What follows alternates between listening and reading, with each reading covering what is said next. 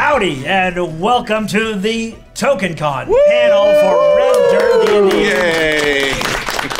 So excited to have you all here. I'm Michael Cross. I play Blackjack. I'm Kiri Hester and I play Billy. I'm Aiden Cross and I'm the showrunner. I'm Johnny Payne and I play Twitch. I'm Brooke Bullock and I play Zionci. I'm Connor Shenold and I play Jaska. I'm Kim Cross and I play Beatrix. Yay! Thank you all so much for coming, and we are so excited to be here at TokenCon because it's been a great weekend. Did you all have fun playing games this weekend? Yay! Yay! It's been fun to be able to learn new games. One of the things I do love about TokenCon, one of the things is if we go to MiracleCon, that'll be a lot of fun too as well because you get to just play games. 72 hours here at TokenCon of playing games. I know Aiden went to, how long were you playing last night? 4 hours of a 17th level D&D game. And you finally came home about what time? 2:30. You're grounded. Classic D&D right there. You know, fortunately, he's gotten to that age where I'm like, yeah, he'll be home eventually. So the real question is, did we have any statements, anything we wanted to talk about, or do we just want to open it up to, come on in! Yeah, you got the wrong place! Oh, no, They weren't looking for us. They weren't looking for us. Anyway, or do we want to just open it up to our... I think let's do questions open it. first. Does anyone have anything they want to declare? My awesomeness. I'm so cool. I do. Yeah. I will say that Hal, friend of the show, Hal, was talking to me on Friday and realized that my subconscious has kind of formulated Billy's voice without me realizing it, and that if you think about it for more than 30 seconds, Billy is Dexter from Dexter's Laboratory. Yeah, spot on. I keep waiting for the button. Get out of my laboratory! You're right. And sorry, could you do that again? DD, get out of my laboratory! Zionci, get away from my sleeping friends! It smells so good. And so I can't unhear it now. So vaguely European, always angry. This is Billy. Thanks, Hal. We talked about this in a last round table, but I still just get tickled pink with the tongue twister from a couple of episodes ago. my God. It's just my favorite Because he doesn't do H's. Yes. When an eeler eels a eeler, does the eeler doing the ealing, eel the eeler with the ealing. What do we have on that one? That was episode 17? 17, I think. yeah. We're for the patrons, this is Sunday, and so we have just launched our patrons episode 19. Just came out. That'll be coming out on Wednesday for everybody else, and that starts a brand new Dungeon Master with Johnny. Yay! Anything you want to say before people listen to a brand new episode on Wednesday? I kill them all. Prepare for the Oh my CPK. God. The entire party dies. Someone doesn't get one party balloon and then they takes it out on the rest of us. That's a reference. You'll get it. That's right. Well, and actually that happens at the end of episode 17. 17? No, it does 18? begin at 18. it begins at episode 18. Yes. So, yeah, you wanted so much. You're so needy. You're so very needy. Also, we got Beatrix. Kimberly. Yay! Hi! Brand new character, brand new performer, and why are you here? Why are you here? Wow. Who invited Just you? ask someone why they're here. I think what he meant in a more subtle way was... Can we call her husband and come pick her up? Who let you in the show? Well, I just, came in and sat down and nobody said go away, so. No. That's how I got here. For those Actually, who- that's how I got here. me getting COVID is how you got Thank you, Johnny. here. Anytime. Thank COVID. I don't have it now. I'm fine. Yeah, that's not a... We have a couple first-time listeners that are in the audience that I talked to earlier that are hanging out around episode 1, season 1, episode 5, 6, right in there. And yeah, it's not very long until COVID hit and Johnny got Yeah, that was the 30s. sick. I bookended Yeah. the year with it, so Yeah. while I was down and out the first time round, Connor was kind enough to step in and and pick up a character. And, I picked up a shift and. And then Really fleshed when it out was the all said party. and done, we had a conversation behind the scenes and said, "Hey, this Connor fellow, He's pretty cool. We never let him go. And It was a great way of how the universe changed something, and then the show became better for it. It was so. really Yeah. amazing. It was a 3-1 vote, and here he is. Hey, And who's the since he had one? COVID, he didn't get to vote. Yeah. We did have some. I mean, we've been doing this now. We started our first episode on July 17th of 2020, right in the middle of the pandemic, and and we were originally going to have auditions in around March. But because that was Then everything March, The spring break that Friday never the ended. 13th, March, COVID hit, and so we all had to stop for a while. We ended up doing it in May, and finally putting out the pilot. And Kira, you'd mentioned the pilot was not originally supposed to be aired. It was just supposed to get us comfortable playing with each other, and because most of us hadn't met before, or if we had met, we hadn't played together, and so just kind of get a feel for the character if we wanted to make any kind of last minute tweaks or changes.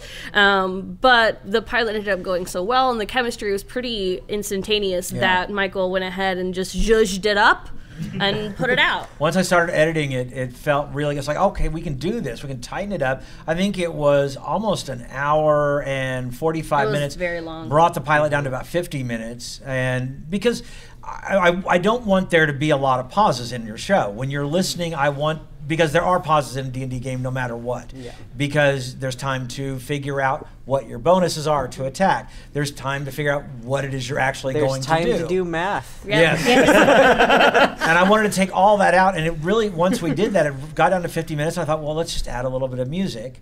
But I didn't have much music at the time. I'd been working with Jeffrey McBride to create our music, but I didn't have much from him. So all I thought was, well, then let's put in some ambient sound of a city, and then putting in the sound effects of the feet walking across and hearing the train whistle. And once we added all that in, I was like, we've actually got a pretty good show here. So let me ask you this. Have you listened to the pilot any time in the last year? I have. I did, because I was trying to do kind of a novelization. Okay, of so it. when you listen back to it, did you come up with I should have done this? Oh I yeah, should it's have done crap. Oh, baby Michael, if only you knew the power that we had. Here's the thing. After listening to it again, I understand George Lucas. I now understand why he would look at something and go, well, that's not as good. With today's technology and with what I know now about movie making, I could take Star Wars and make it better. That's why all these extra editions come out, is because first off, technology, but also he knows a little bit more about how to use special effects and make the show better. Are you telling me if I listen now, I'm going to find a do-back in episode 2? Are you telling me if I listen now, you've taken out Yub Nub? Yes, I have. Well, no, because I didn't go back and change it. That's right. That that's was right, the other that's thing. right. I could have, and because we have more music, we have more sound effects, things that I have gathered over the past 3 years that I think make the show better. So when you hear episode 19 this Wednesday, it is so much different than Campaign 1 episode pilot of. Right. Our our friends who are, below 30 in your episodes, it only gets better. Yeah, it really does. It does. I think it gets better. It gets tighter. Then, Yes. of course, I think around episode 50, sometimes I have to go back and figure out when I added the outtakes. Right. Oh, Because there were a lot of times when you would listen to it, there were funny moments, which happen at every D&D table. If you've ever played Dungeons & Dragons, you know those funny moments. But they didn't necessarily add to the storyline. I'm hilarious. We're all hilarious. Yes. Kiri is especially hilarious. And You hush. and we didn't, but I didn't necessarily want to take them out because they were really, really funny. They were those moments when you hear people around a table having a good time and having a great laugh. But they did not add to the story at all, and I didn't know what to do with them till I think it was around episode 50, where I started taking those out and putting them at the end as outtakes. Now, there are still funny moments throughout the regular show that I think fit with the story, but I think adding the outtakes, and especially with the one that's coming out with episode 19, outtakes, Those are our better outtakes. I'm sorry. these are the best outtakes we have ever had. Red Dirt DnD, 30 minutes of outtakes. Yeah. We'll do it. We'll do an outtake reel. We do need it. Well, and I think that was the other thing was that later on, around about 50 or 60, somebody said, you should take the outtakes that ended up truly on the editing floor and put those into a show. And I realized, yeah, the problem with the editing room floor is that editing room floor is actually the delete button. Yeah, it's just gone. So they do not exist in any way, shape, or form. I don't even think there's a raw version out there. So they are gone. And so I also wanted to save those. And as I was saving, I was like, oh, wait a minute, I could just put these at the end. And so, yeah, I don't know. We'll have to go back and figure out where it is I actually start the outtakes. But I think it added a lot more to the show to create those funny moments, especially if it had been a very serious episode, to have outtakes. I know it was before episode 68 through 70. Because episode 68... No spoilers. I won't spoil it, but they were very serious episodes. They were serious enough episodes to where I said, we can't even have outtakes. Yeah. Because it was that serious. So I ended up taking those out and making an outtakes only episode that we ended up airing because we were making jokes about what actually ended up happening. Because we break tension with humor. Right. And so, I was like, we can't, because by the time you get to the end, it's like, we were joking about this. Those are so impactful episodes that you really couldn't have a moment where we would break character to say those jokes without it completely ruining it. And then even having them at the end would kind of break especially because I ended with, I think, Jeffrey McBride's beautiful song that just, and so I just let it fade out. I tried really hard to talk you into doing the red wedding ending. just nothing, just fade to black, and the next episode starts. Well, no outro or anything. The reason it actually came up with, I don't know if anyone ever watched Doctor Who. Yes. Anyone fans of, and I mean classic Doctor Who. Tom Baker there, and actually wasn't Tom Baker, it was Peter Davison. There's an episode, and I guess I can spoil it because it's been 40 years. But time is wibbly wobbly, Michael. Yeah, in a show called Earthshock, in Peter Davison's era, he had a companion named Adric, who was one of my favorite characters, mainly because he was a young man who I identified with. And before that, all of the Doctor's companions were women. So to actually have a male companion who I could identify with, and in Earthshock, he had already planned with the Doctor to take me back to my original people, but at the end of Earthshock, he dies. And he is one of the few companions who actually gets killed. And at one point, his little badge that he wears, which is gold-plated, is used on a Cyberman to kill the Cyberman because they're allergic to gold. Yeah. That's Doctor Who. But anyway, so Adric ends up dying, and the final credits, instead of the dun dun dun dun dun that you normally see, it just focuses on Adric's badge that is shattered, and credits rolling, and no music. It is complete silence. That was what I wanted for that. Yeah. You can't really do that with audio, so I did just want to have music playing, and so it was the Earthshock ending, which was my influence on the ending of either one of 68, 69, or 70, because if you haven't listened, just go back and listen to those. We were bawling. We were using paper towels because we had no tissue in the studio.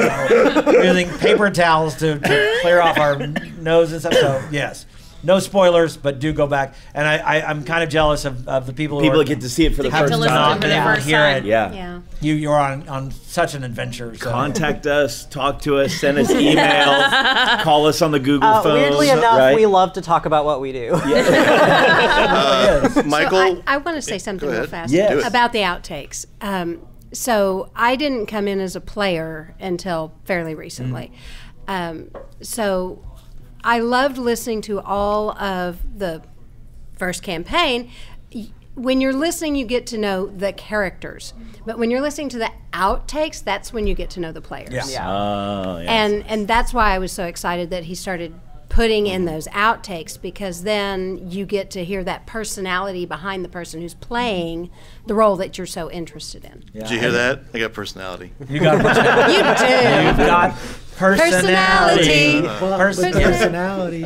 Actually, it was really funny was because, and at that time, Aiden and Kimberly, my son and my wife, were not involved in this show. And so when 67, 68, 69, and 70 happened, I could not tell them because it would be a spoiler for them. So I had to sit on my hands and not say anything for like almost a month before the show, because we record these and it takes about a month before they finally air, and so I couldn't say. All I walked in after the recording and Kimberly says, "So how did it go?" And I'm like, "Fine." It was fine. Did anybody die? No. It's D&D. People die in D&D all the time. So we have some questions. Yeah, We want to take that off there, and there it is. The magic wand. You get It's like one a giant question. Bob Barker microphone. So just So a quick Hal, question. this is Hal. Go for it, Hal. Hello. Yay! So, having done music, montages for funerals and things like that, how hard was it to edit the episode, knowing what happened in that episode? Okay, that's a good question, because here's the thing. I probably listened to Red Dirt D&D more than anybody else. Because I listened to it when we were recording it. Then I listened to it to edit it down. And then I listened to it to add music and sound effects. And then once I'm done, I listen to it, I'll make sure there's no mistakes, So 4 times I listened to those episodes, and every time it actually got harder and harder to listen. And finding, you're right, especially episode 70. There's a song that happens in the last part of it that I knew as soon as I heard it when I was, and it's from Monument Studios.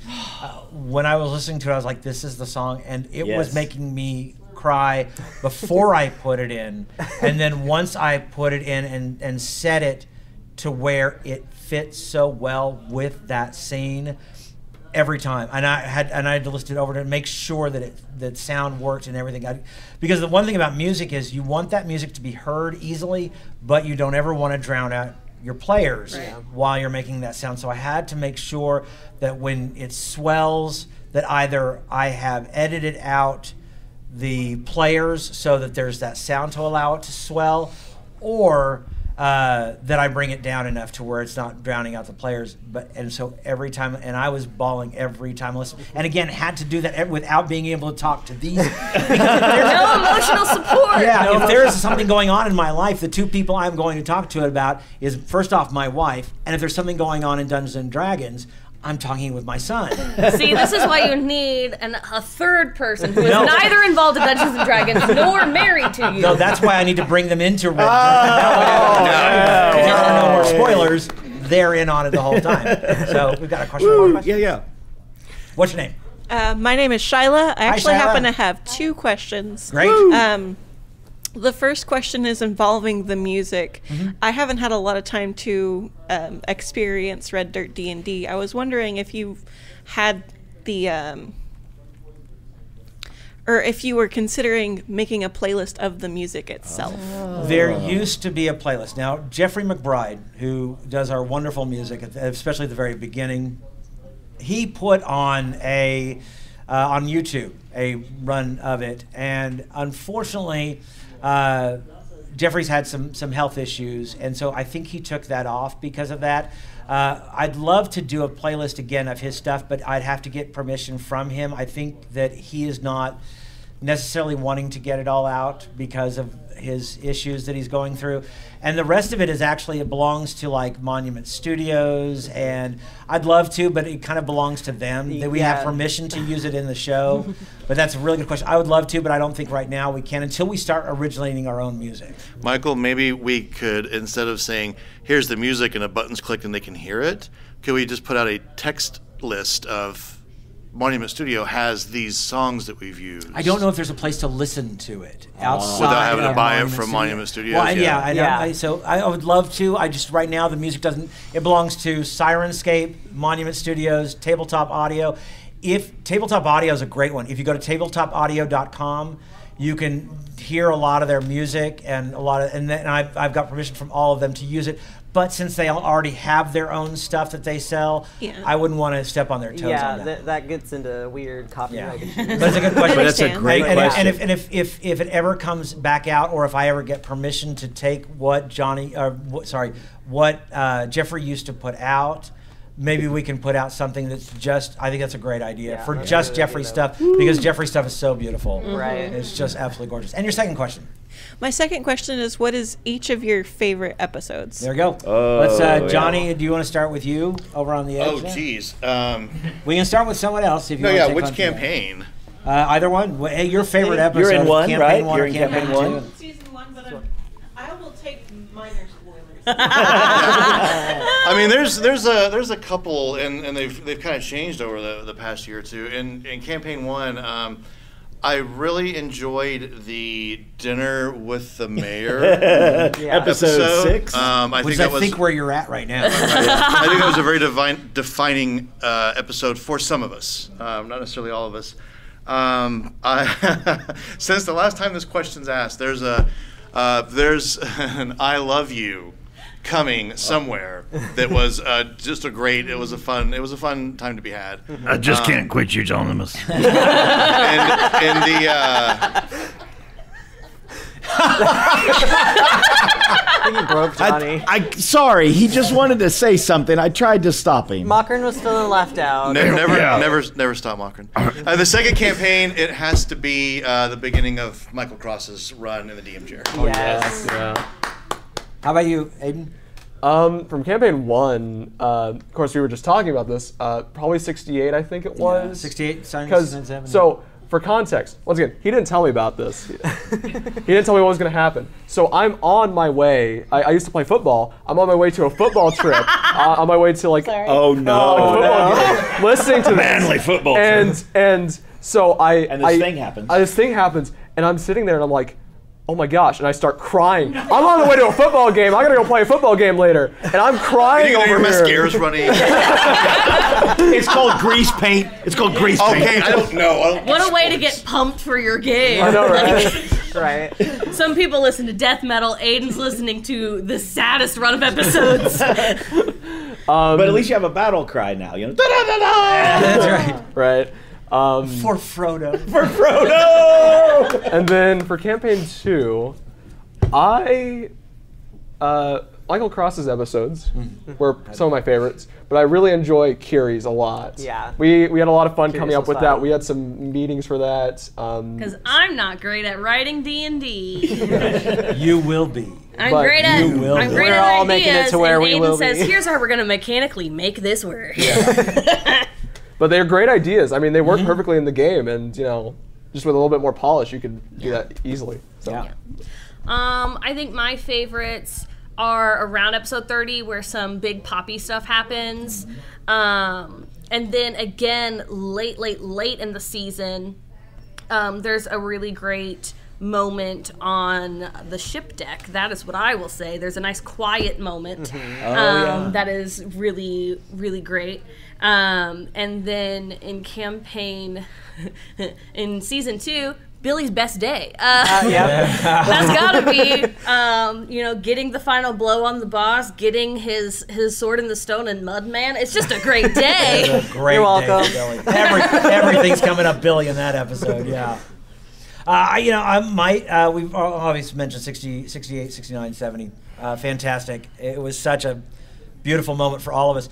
But also early on in campaign 1, episodes 9 through 12, which you're coming up on soon, it's a flashback episodes. And what I loved is how narratively that worked. If you read a lot of books, especially fantasy sci-fi books, it's not unusual to introduce characters, especially into a fight or something like that, and then later on, this is the story, this is their backstory. And I love the fact that we had introduced us, then we got into a fight on a train, and then we met the mayor, and then we go into our backstories. And I love the fact that we could learn about why Mockrin was where he was, why Zonimus got here, why Poppy had gone, what she had gone through to get there, and what Gideon had gone through to get to where they were. It was a great way to do that. So episodes 9 through 12 were some of my favorites from campaign 1.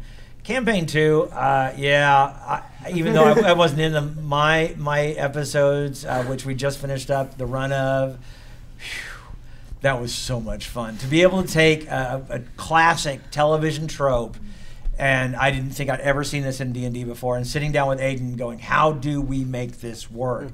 To take this television trope that you usually see in sci-fi and fantasy and make it Dungeons and Dragons was a lot of fun. Yeah, I'll just say ditto, because it was all those moments are my favorite. If I come up with something different, I always have such fond memories of around episode 6 or so. It's the dinner at the mayor's house, and that moment when the dice tell everything about Makrin from that moment on. You know, roll that dice, natural 1. Mashed potatoes, right? I mean, it's just like, that was great. That's Well, and going all the way up to episode 68, when what happened, and Makrin goes up to try to attack 2 natural 1s out of both of his swings. Yes. Hey, remember that time you got a 3? That was a good day. They were hot. That was a good time. What about campaign 2? Do you have a favorite campaign 2? And in campaign 2, again, that's the ditto moment, when there was just, we were recording around the table. It's episode 15 or so, and Michael does the intro for the situation that the group is in, and the entire cast is just like, yeah. And then we were in. Like, it was so great, especially to watch Michael and Johnny.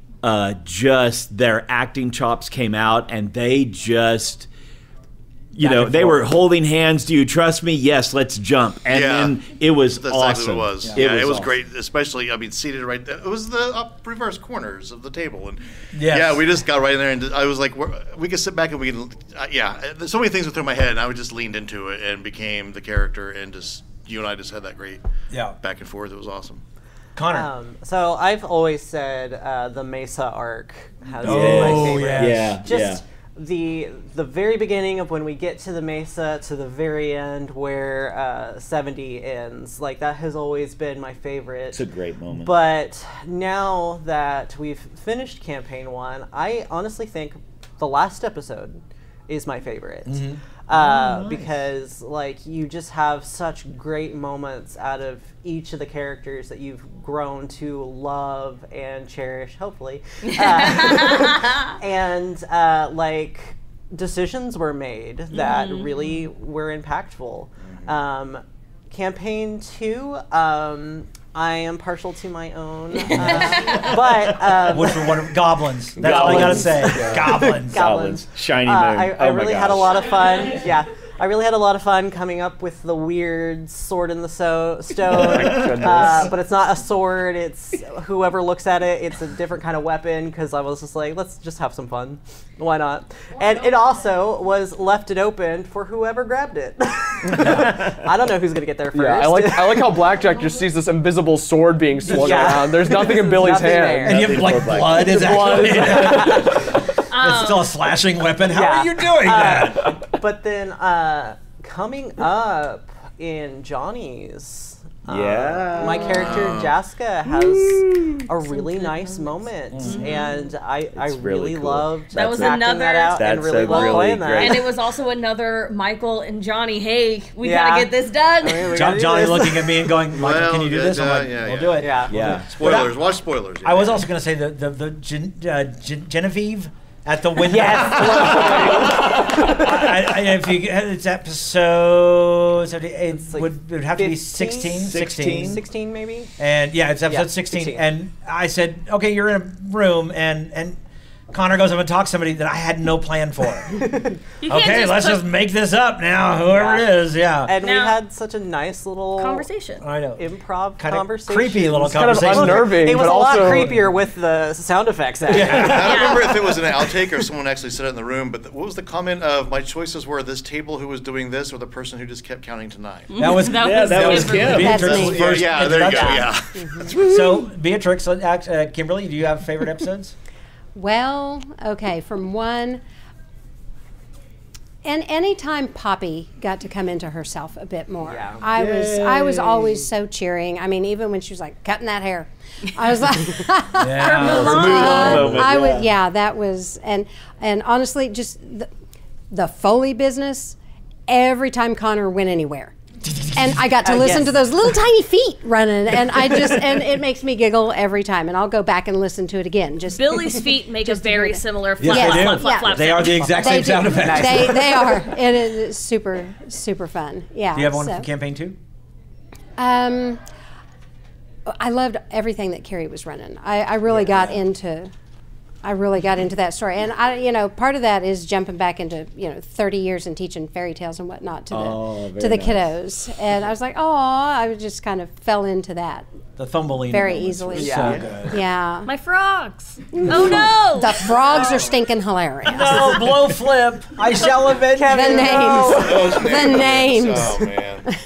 Because I have DM'd for these guys before, so I knew from experience if you put these people in a room with other people, they're going to talk to them. This is what Michael did not foresee. I know. I don't think they talk to the frogs. That's which is why I had named them, which was of course the problem. The one time we don't talk. The one time we don't talk. Unfortunately, that's the problem with any DM. It's the Murphy's Law of Dungeon Master. Right. If you have named and put an entire backstory if you behind love somebody, and cherish your NPC, they will either ignore them or kill them right out.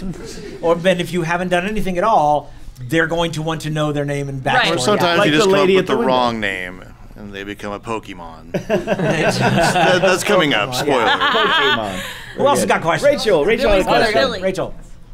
My name is Rachel, and my question goes back to more your editing, because you had mentioned outtakes, and I know, at least for my games, the pacing sometimes can get a little wonky. So do you ever find yourself editing stuff out that as you're listening to it and saying, the pacing for that kind of doesn't make as much, like it seems to stretch more than I really wanted it to. Yeah, and that's one of the reasons what I'll do is when I edit. So I'm editing in several different tracks.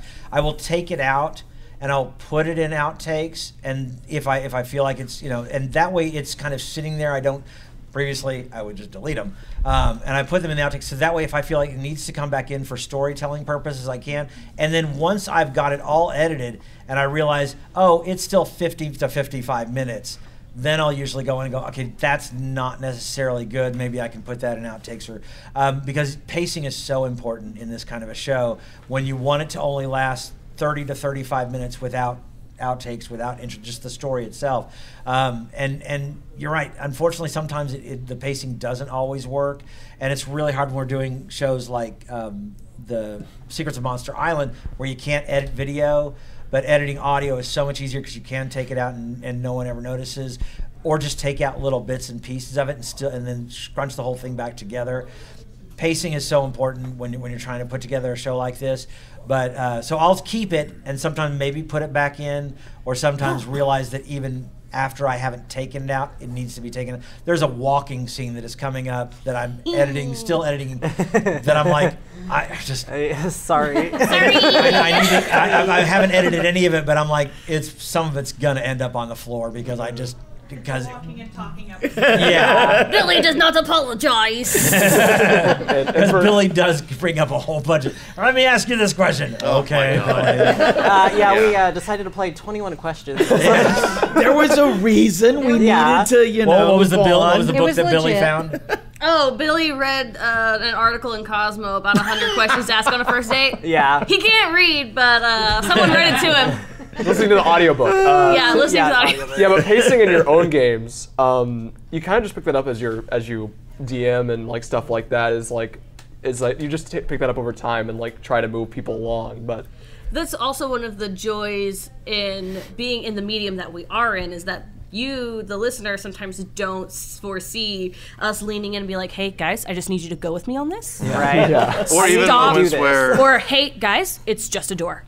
Yeah. We don't need to spend 30 minutes trying to open a door. There's times, too, where we'll give Michael notes, like, someone will be going and going and going, and someone will say, oh, yeah, but didn't you cast that earlier? Or, oh, yeah, but isn't this, or something? And it's like, right, Michael, I'm going to back up just a little bit, take that part out, and then we just, like, kick up again and go. The nice thing about that editing is, and I think it's coming up in it actually is in episode 18, is where so if you've listened to episode 18, there's a moment where I had restrained Ziansi.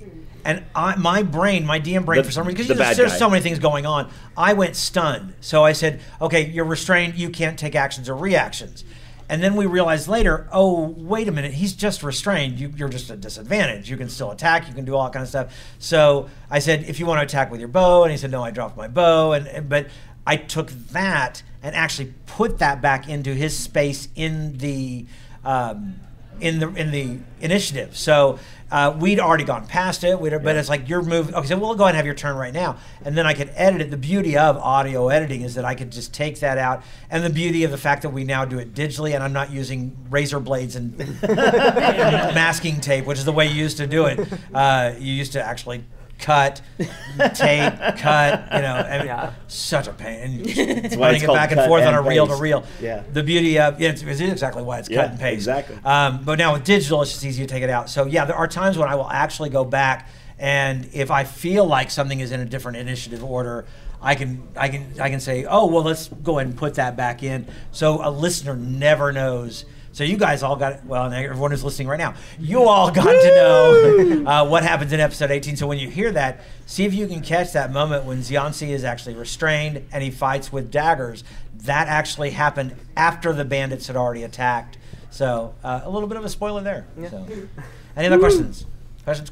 Yes. Go ahead, Oliver. Oh, wait for your microphone. There you go. Hi, I'm Oliver. I wanted to know what happened to Sintra and who got our bag of tricks, because I miss his Billy Jr. Oh, that's a great question. Well, Sintra, unfortunately, we are no longer, Ash is no longer with Red Dirt DnD, and so we had to decide how to move on without Sintra being there. And really it was just a matter of, and if you've ever been at a D&D table where some people leave, some people go, we just kind of went on with it and brought in Beatrix. So nothing really happened to Sintra. We just kind of moved on and did something different. So that was... It was one of those kind of reality war type of things that resets. And if you need a storyline reason for that, we're in a place where, at that moment in the story, where reality is kind of wonky for us. So, and maybe it's a thing that Billy's memory comes back later, and maybe it doesn't. So we had a conversation about how does it, when you have players that move on and do other things, what do you do at the gaming table? Did they just stay back at the horses? While you went on into the dungeon and then you come back, so. Yeah, so mostly it was just, we just kind of went on. We decided, we're just going to go, we're going to introduce a new character and move on. Yeah. So that's pretty much what, Anyone else? That seemed like the smoothest way. Other questions? So as we're going into campaign 2, I want to know a little, because we're still fairly new at this campaign 2. Yep. So from each of you, I want to know just kind of, is there something we haven't touched on your character that you would like to see touched on your character? Johnny?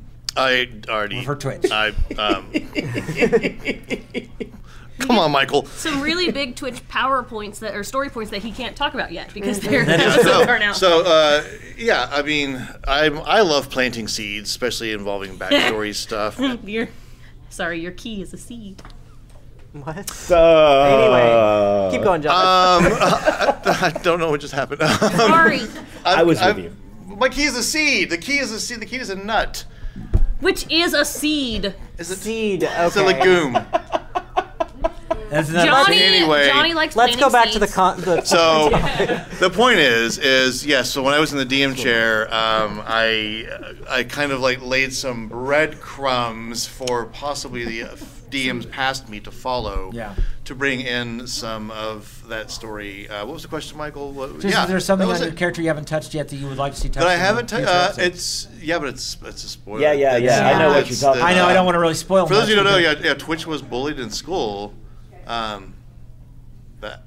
There's more to that story. Yeah. There you go. And Aiden doesn't count. Yeah. Aiden's just pumpkin. Well, I don't even talk about NPCs. Okay, all right. Billy is pretty much laid it out on the table. He can't read. He's colorblind. He was abandoned by his parents. He is an open book. He is an open book. I mentioned from time to time, and I haven't mentioned it in the last few episodes, but he does have a book wherein he draws pictures and then writes the common word underneath that, and that's how he learns words in common, because he is a possum. And so he's trying to teach himself how to read. I think the relationship between Billy and Mudman is something that I'm looking forward to exploring in the next kind of section of episodes, because things happened during Johnny's arc that really changed that relationship. So I'm interested to see how that plays out. Mudman is 10 times smarter than Billy. I wouldn't say 10 times. Can Mudman read? 20. Mudman. He can. I But bet it's the not. method can read. He can read. Like what is it? In Primordial. Much faster than you are. Primordial or something like that. You can say fun. I think Blackjack. I'm really looking forward to. We've gotten a chance to really explore Blackjack and Xionsi's relationship. I think even more coming up in episode 19. At the end of episode 19, I think there's a really great moment. So I'd like to see more of us, especially if we go on to a different area. Don't worry, it's only going to get better. Yeah. So what about Xionsi? Yeah, and I kind of like Johnny. I can't quite say what it is yet, but in the situation of episodes 15 to 18 or so, Xionsi has kind of a change in viewpoint, and so with that, we find kind of a whole new aspect to Xionsi's not personality but purpose. Yeah. So, and that's been fun. More on that later. Connor. Jaska. Love Jaska. We absolutely adore Jaska. Jaska's amazing. The mom friend of the group. I will not wait 5 to 10 business days. I want to see your manager now. But I mean, like, it came out pretty early, and a little bit more early than I was expecting, but it's all right. She's a Yote. If people are listening in that are new, it is a coyote shifter, which is a newly made, race for probably like the show. episode 20-ish or so, maybe. Yeah, I think around there Yotes, somewhere. Episode Yotes. 20 of season 1. And spoilers for those episodes, stuff happens with the Yotes, and their pups get kidnapped essentially. And part of Jaska's backstory is she was one of those pups. And Gideon had a huge influence on her of being basically the one to rescue those pups. Yeah, and awesome. Some stuff's coming up that I'm real excited for. Yeah. And Kimberly, what about Beatrix? Well, we're all just getting to know Beatrix because she's only shown up fairly recently. We have called. We don't mention much. She is a Tabaxi rogue. Yes. And we've been calling her a cat. It's not actually. It's not actually a cat. Yeah, just like Billy is not a possum folk, he is a literal possum. He's a literal possum. She is a she's cat the opposite. She's a humanoid cat. She's a Tabaxi, and she suddenly appeared. Yeah. And she tends to suddenly appear. There is a whole history of Beatrix being in one spot, and then suddenly Beatrix is in another spot. And as cats do. As cats do, right. Those darn blink cats. I know, right? 2 teleporting cats? Yeah. That's a little too OP, isn't it? So Beatrix is rather trying to figure out what's going on with herself as she's trying to figure out what's going on with this group, and this is where she has arrived and has just found this group and has gone along with. They've accepted her as part of the group, and somehow in the asylum we were the less weird group. right? Or at least more organized. We seem to have a plan of some kind. You were the organized group. My favorite bit, and I think it's got to be in the outtakes somewhere, but Billy's sword is seen as different to everybody, and for Beatrix, she has a fascination with keys, so Billy has a giant key, a la Sora style. Kingdom Hearts. Kingdom Hearts. And it's the best thing. That's my favorite thing about Beatrix. Fantastic. We thank you so very much for being here. We've had a great panel discussion, and we are so thrilled to be part of TokenCon. Hopefully, this is their 4th year to be doing it. So there's going to be getting bigger and stronger and faster. So we are thrilled to be a part of TokenCon. If you haven't had a chance to listen to it, we are Red Dirt DnD. We are available wherever you get your podcasts. Also, our YouTube page is about to get massive. We do have Secrets of Monster Island, Plausible Deniability, but we're going to have Mysteries of Beatrix starting on April 5th. That's going to be a live actual play show run by Andrew, who is on Secrets of Monster Island, and some brand new people. Like one returning person, Aiden, is going to be on that as well. And then we will have a Pathfinder show, and we have a name for the Pathfinder show. Here only. You're going to hear it right now. What's the title of the show, Johnny? Wayfinder Legends. Woo! Wayfinder Legends. Make sure to check that out at youtube.com/RedDirtDnD. Then we are also Mark Coffrin, who is also from Secrets of Monster Island, is going to have an all-new variety show. It's going to be a plethora of different games, and so if you get a chance, check that out again at youtube.com/RedDirtDnD. Red Dirt DnD, thank you very much for showing up. You guys have a great time, and go enjoy and play some more games.